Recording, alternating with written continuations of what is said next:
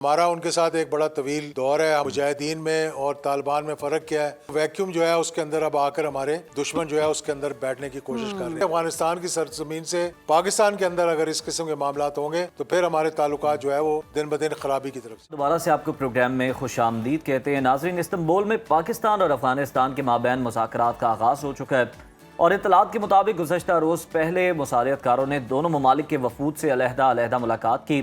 اس کے بعد دونوں وفود آمنے سامنے بیٹھے اور آپ کو یاد کراتے چلیں کہ اسلام آباد نے طالبان رجیم سے سرحد پار عسکریت پسندی کے خلاف ویریفائبل ایکشن کا مطالبہ کر رکھا ہے اور اس سے قبل 3 نومبر کو پاک فوج کے ترجمان لیفٹیننٹ جنرل احمد شریف چودھری یہ واضح کر چکے ہیں کہ افغانستان کی سرزمین سے حملے رکوانا پاکستان کا ایک ایسا مطالبہ ہے جس پر کوئی سمجھوتا نہیں ہوگا. جی بالکل، اور اسی پر بات کرنے کے لیے ہمارے ساتھ موجود ہیں مسلم لیگ ضیاء کے سربراہ اعجاز الحق صاحب. بہت شکریہ آپ کے وقت کا. سنو پاکستان اور جو صورتحال بنی ہوئی ہے، کل سے پاک افغان مذاکرات کا دوسرا دور شروع ہو چکا ہے. آپ کیا سمجھتے ہیں کہ اس بار افغان طالبان سے معاہدہ طویل المدتی ہو پائے گا؟ کیا ممکن ہے کہ طالبان اب کی بار اپنے معاہدے اور وعدے پر قائم رہیں گے؟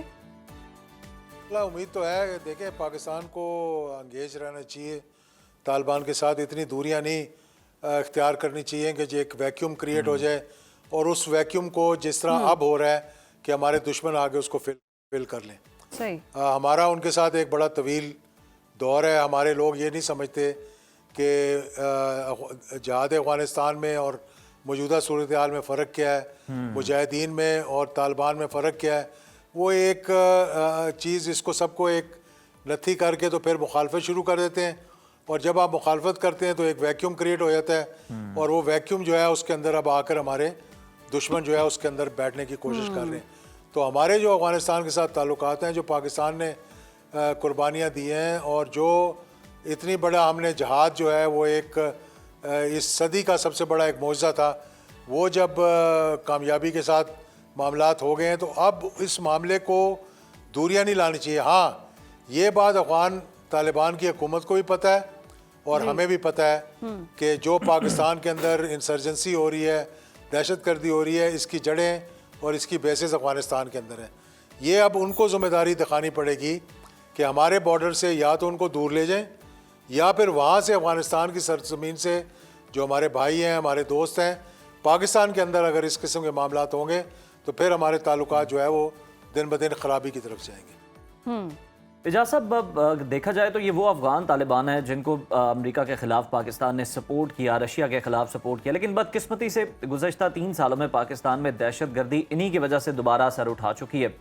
براہ راست نہ صحیح تو پراکسی کے ذریعے پاکستان کو عدم استحکام کا شکار کیا جا رہا ہے. کیا سمجھتے ہیں آپ اس میں کہ کس طرح سے بہتری لائی جا سکتی ہے؟ سفارتی طور پر یہ معاملات حل ہو سکتے ہیں دوسرے ممالک کی مدد سے؟ وہ طالبان نہیں ہے جنہوں نے جہاد لڑا وہاں پر. جی.